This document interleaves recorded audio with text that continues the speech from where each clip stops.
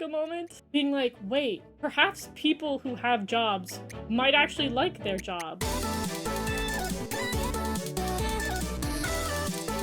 Mahalo and welcome back to You and Idol Precure episode 24. Finally gets a Nana focus episode after so long, and we get to do something with her character. For now, it is her being forlorn. Post what happened last episode, she is still concerned about whatever the heck is going on with Zakkuri. And then we actually get to see her house. I realized that we have not actually explored her house before. We've seen everybody else's. Like, Miss Ma'am has a bay window. I love a good bay window. Share your grand piano and your bay window. Fancy, very fancy. I also noticed that it seems to be like this trend where we love to have the second character, who more often than not is blue, to have this kind of like Western style house and be like kind of rich. Whereas our third character tends to be like more traditional or from like more of a middle class kind of family. We saw that Kokoro has a little bit more of a traditional household. And then comparing like Spicy to Yum Yum in Delicious Party follows the same kind of suit. It's interesting to like, that they kind of revisit that trope,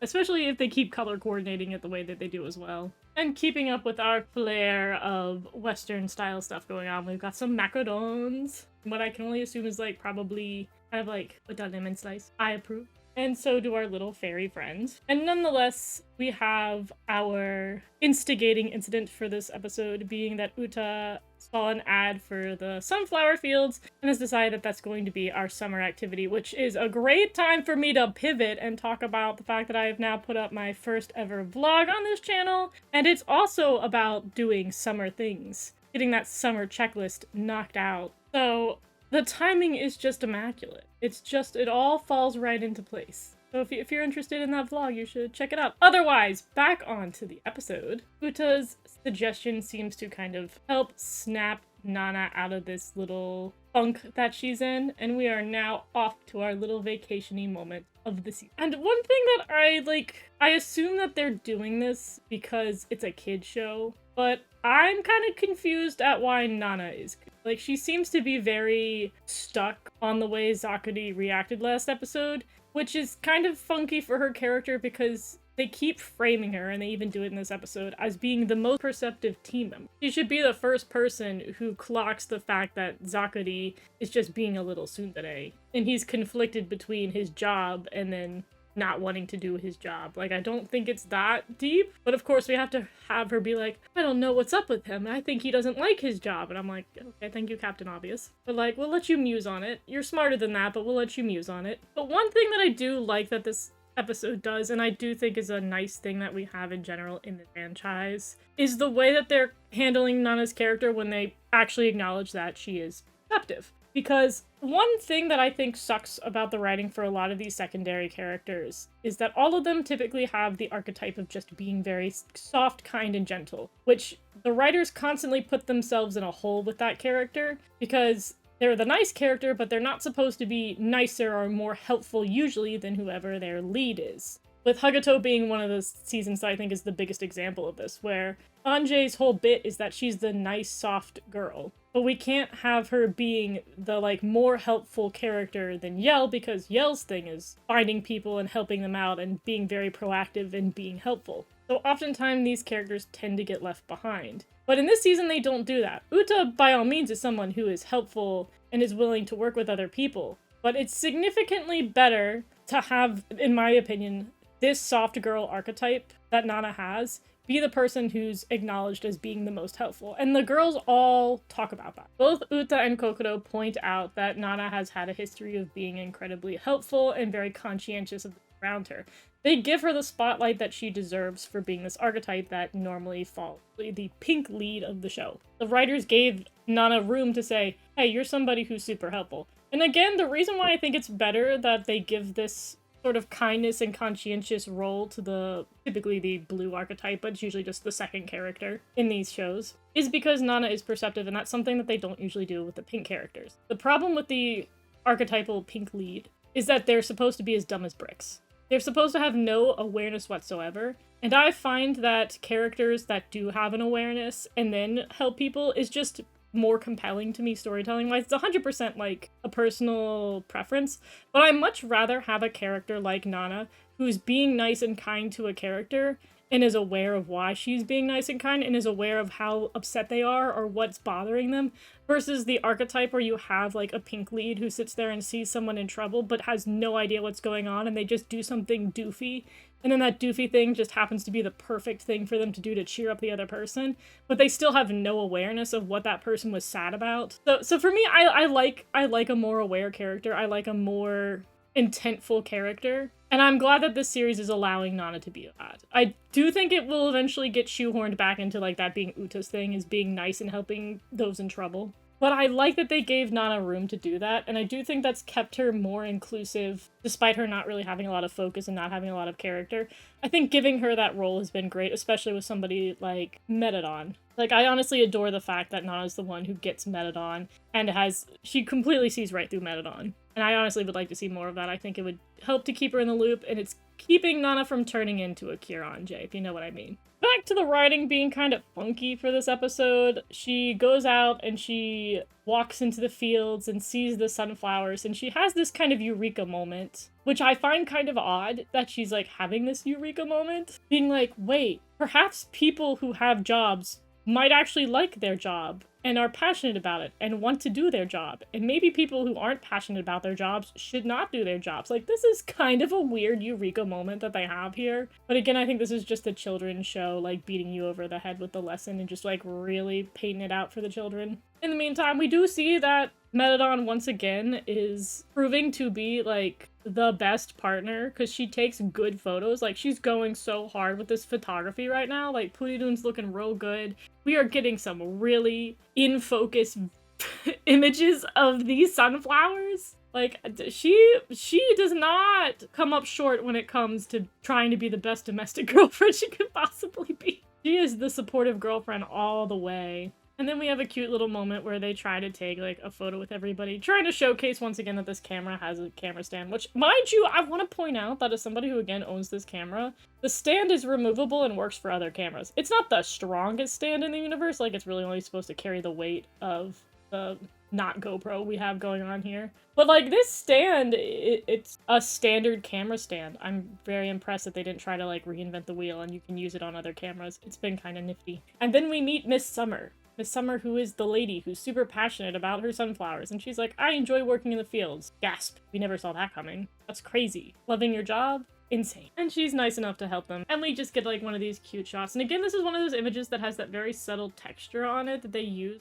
like, signify there as a camera utilized. I like that. I like that they carried that over from Wonderful. I enjoy the consistency. We just have a fun little day in the sunflower field. Now, one thing that I also kind of feel like I don't fully dislike the plot going on here with, like, trying to pair Nana and Zakkuri as, like, the villain-hero redemption arc that they do in a lot of different seasons. But I will say that I don't find this particular plotline that compelling, or at least not as compelling as it could be, because other seasons will do a lot of heavy lifting on trying to make sure that the hero character relates to the villain that they're getting kind of matched up with. I would say Star Twinkle is easily the best season at this, especially with Cure Soleil. Without spoiling it, her plotline and it mirroring the villain that she gets paired with plotline is so good and so compelling that I feel like we just haven't had writing in these redemption arcs to be that good. Like, maybe the first one with Caboton and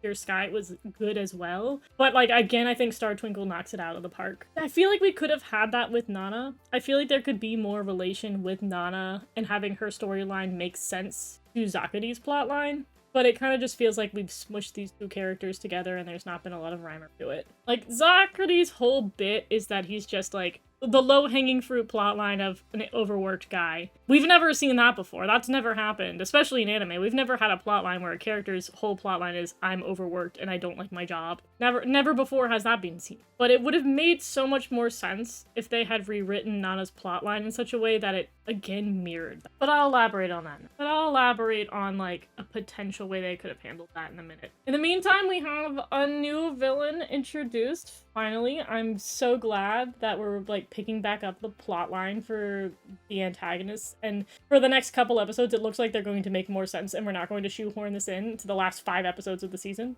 It looks like the plotline is actually, like, being supplied, which I really enjoy. I also think it's so funny that in the group chat where we were discussing this episode, me and another person both immediately said, oh my god, it's Kaito, and if it's not Kaito, then it's clearly Kaito's boyfriend if you look at the jewelry. Like, we were, like, totally in sync with our theories for this. He does have a different voice actor than Kaito, so it's likely he's his own unique character, unless they're really just chilling out money so that they can have to really throw us off from whatever plot twist he has. This could very much go in the same way that all the theories did for Narcistoru in Delicious Party, where he has no relation to anybody else. He's just his own character, and he's not, like, related to any civilians we might have theories for. But I'd like to say that if he does have any connection to Kaito, it could be quite interesting. I like the idea, too, that a lot of people have been floating around, that he could be, like, Kaito's, like, evil twin brother or something along those lines. That, I think, could be very fun. He's an interesting villain. I'm excited to see what kind of a mess this guy is. Especially since I can't even tell at this point if he's somebody who is loyal to the whole gang or if he's just kind of this own independent antagonist. I don't know. His introduction has been very interesting. In the meantime, we just get more food shots. Like, there's a lot of really pretty food shots in this. Like, food and flower shots. I think when Precure wants to, it can really just be super duper cute. And I love more of these. Like, I need to actually sit here and build a library of how pretty some of the art can be. And then I just loved this moment with Metadon where she's, like, trying to one-up the whole, like, octopus sausage situation, which I also think it's funny that she found a sausage that big to make the center one. But, like, she has the smuggest little face here. Like, her little smug pose while she's trying to sass Uta is so funny. It's so goofy. And there's Uta who's just like, girl, I don't even know how to respond to this.